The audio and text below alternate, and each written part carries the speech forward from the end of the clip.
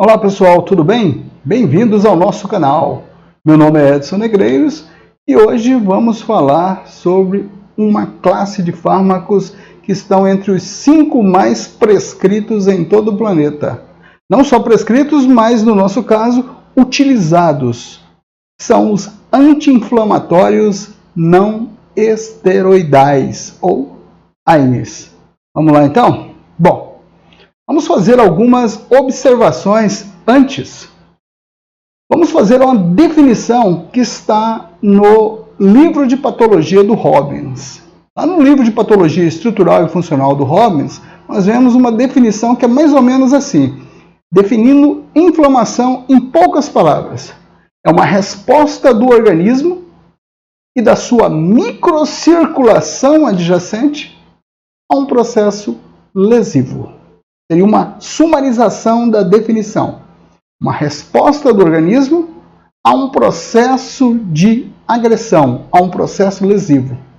Quando a gente fala uma resposta do organismo, a gente está falando do organismo em relação à microcirculação adjacente ao local que foi agredido.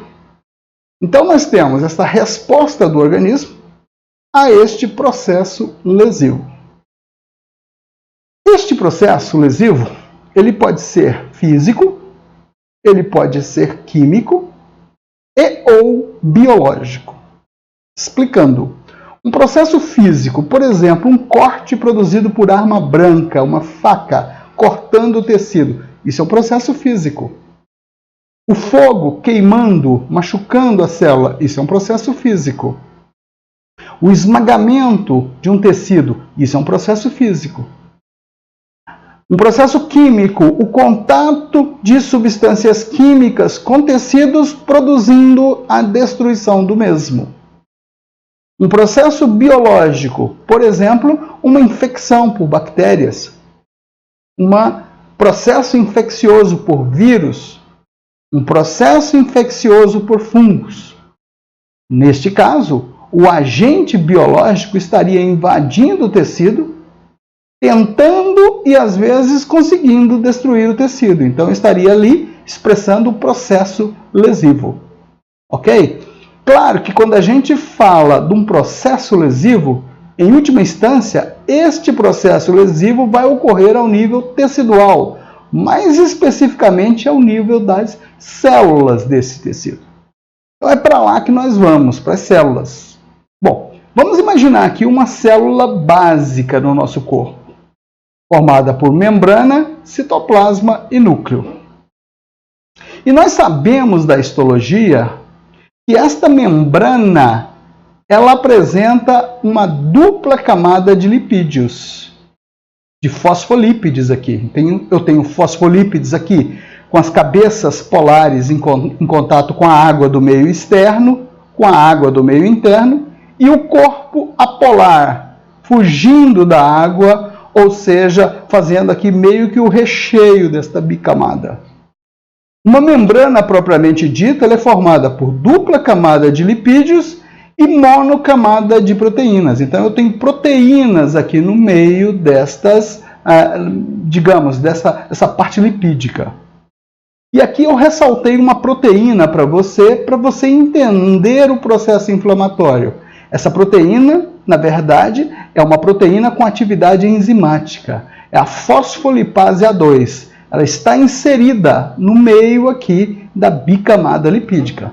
Todas as nossas células apresentam esta configuração aqui. Dupla camada lipídica, formada por fosfolipídios, e uma camada proteica aqui. Neste caso, ressaltando a proteína que nos interessa aqui, seria a fosfolipase A2, que é uma proteína com atividade enzimática.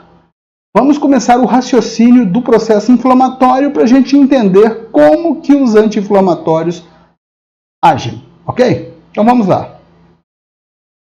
Vamos pegar essa mesma célula. Se eu tenho uma lesão, não interessa se essa lesão ela é física, química e ou biológica. O processo é basicamente o mesmo. Então, quando eu tenho a lesão, quando eu machuco a estrutura da membrana dessa célula, na verdade, eu estou fazendo uma desestruturação aqui desses fosfolipídios. estou machucando a membrana. E quando ocorre essa lesão, são produzidos segundos mensageiros, que vão, através de reações em cascata, produzir uma ativação sequencial de vários passos. De uma maneira resumida, nós poderíamos dizer que a lesão produz a ativação desta fosfolipase A2 que está presente aqui na membrana. Uma vez ativada, essa fosfolipase A2 vai fazer exatamente o que o nome de batismo dela diz. Ela é uma fosfolipase. Então, ela foi feita para quebrar fosfolípides. Fosfolipase, quebra fosfolípides. Uma vez ativada pela lesão, essa fosfolipase vem cá e faz o que a gente chama de desesterificação do ácido araquidônico. Esse ácido araquidônico estava preso aqui na membrana por ligações éster. A fosfolipase vem aqui como se fosse uma tesoura e corta esta ligação, liberando o ácido araquidônico, que seria o ácido eicosa tetraenoico. Este ácido araquidônico aqui, ele é quebrado aqui da membrana e é jogado para o citoplasma. Nós vamos pegar ele e colocar ele aqui. Então a lesão produziu a ativação da fosfolipase e liberou o ácido araquidônico aqui para o citoplasma da célula agredida. Ao mesmo tempo em que ativa a fosfolipase, a lesão, juntamente com citocinas que são produzidas durante o processo de lesão, elas estimulam o núcleo desta célula agredida a este núcleo desreprimir genes que vão codificar a produção de proteínas específicas. Em especial, um tipo de proteína aqui chamada ciclooxigenase 2, ou também chamada de COX-2. Espera aí, professor. O senhor falou então que a lesão ativa a fosfolipase, libera o ácido araquidônico. Ok. Ao mesmo tempo, a lesão estimula o núcleo a produzir COX-2? Induz o núcleo a produzir COX-2? Exatamente. Esse núcleo expressa COX-2. Então, foi induzida essa produção. Essa ciclooxigenase vai agir, então, sobre esse ácido araquidônico e vai produzir os chamados eicosanoides, que são derivados do ácido tetraenoico. Entre esses eicosanoides, nós temos as prostaglandinas, que apresentam um papel fundamental na inflamação. Essas prostaglandinas aqui, elas vão patrocinar a resposta inflamatória. Então, assim, em poucas palavras, lesão ativa a fosfolipase, libera ácido araquidônico. Lesão estimula o núcleo a expressar COX-2. COX-2 age sobre o ácido araquidônico para produzir prostaglandinas. Ok? Dando sequência. Bom, de um modo geral, então, sumarizando, para ficar bem claro, lesão ativa a fosfolipase e induz a expressão de COX-2. Ativação da fosfolipase libera o ácido araquidônico. E esta COX-2 induzida vai agir sobre o ácido araquidônico para produzir prostaglandinas. Agora, olha que interessante. Prostaglandinas, juntamente com o óxido nítrico, produzido por vários processos, juntamente com a bradicinina, com as citocinas e com a histamina, entre outros, vão todos em conjunto patrocinar a resposta inflamatória. Então, prostaglandinas, óxido nítrico, bradicinina, citocina, histamina, entre outros, são mediadores da resposta inflamatória. Fazem a resposta inflamatória acontecer. Basicamente, todos eles são vasodilatadores, aumentam a permeabilidade vascular, produzem quimiotaxia para atrair mais neutrófilos para o local da inflamação e produzem dor, produzindo os sinais cardinais da resposta inflamatória, que são basicamente dor, rubor, calor, edema, e na persistência dos 4 primeiros, o quinto, incapacidade funcional. Ok? Pois bem, nós falamos então que ciclooxigenases existem neste processo. Nós temos catalogada hoje, basicamente, fala-se muito sobre 2 tipos de COX. Mas existe um terceiro subtipo de COX. Então nós temos a COX-1, que é uma ciclooxigenase constitutiva. O que significa ser constitutiva? Que ela está presente no nosso corpo independente de lesão. Se ela está presente no nosso corpo independente de lesão, ela tem uma função homeostática, ela tem uma função fisiológica.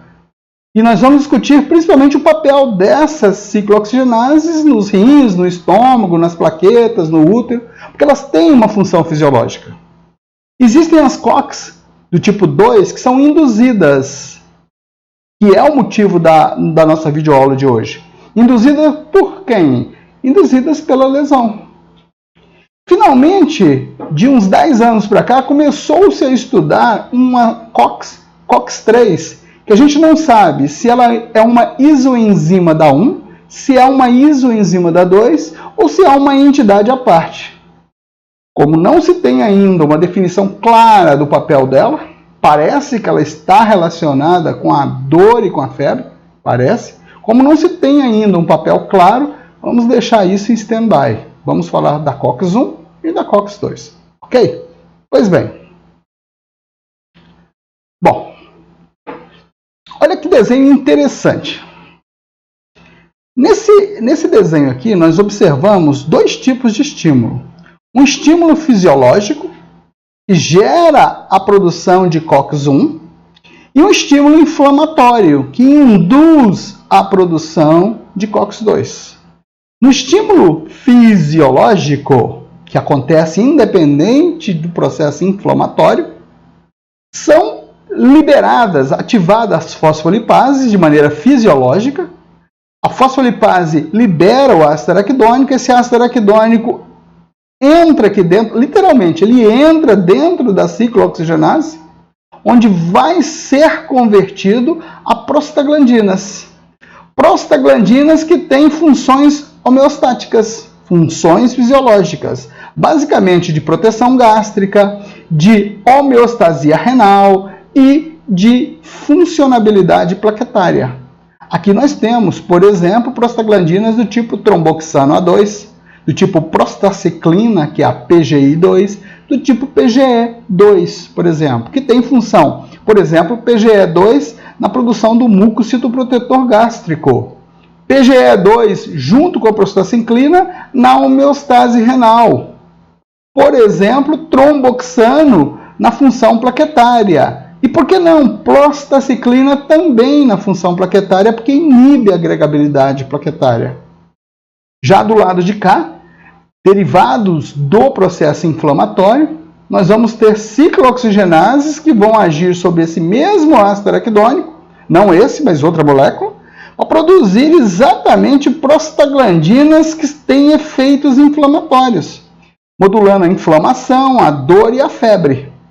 Essas prostaglandinas vão receber, neste caso, a cooperação de proteases e de mediadores, como por exemplo a bradicinina, como por exemplo as citocinas, como por exemplo a histamina, a própria serotonina. Então nós temos vários mediadores aqui que vão contribuir com as prostaglandinas nesta resposta induzida pelo estímulo inflamatório.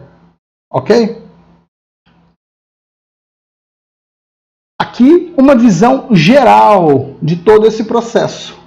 Vamos imaginar que você tem uma lesão, ativa a fosfolipase A2, libera os fosfolipídios, entre eles o ácido araquidônico, que fica sob a ação, neste caso a lesão, fica sob a ação da COX-2, que vai converter o ácido araquidônico em prostaglandina sintetase, prostaglandina H2, que vai dar origem a vários tipos de prostaglandina.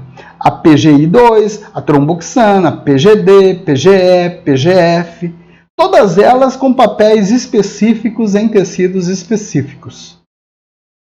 Uma coisa importante do lado de cá desta reação.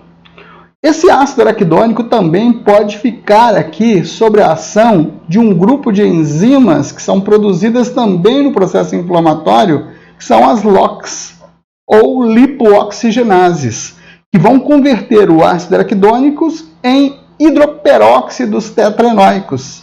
Entre esses hidroperóxidos, nós temos os leucotrienos da série A, da série B, da série D, da série E, da série D e da série E. Esses leucotrienos são basicamente agentes broncoconstrictores.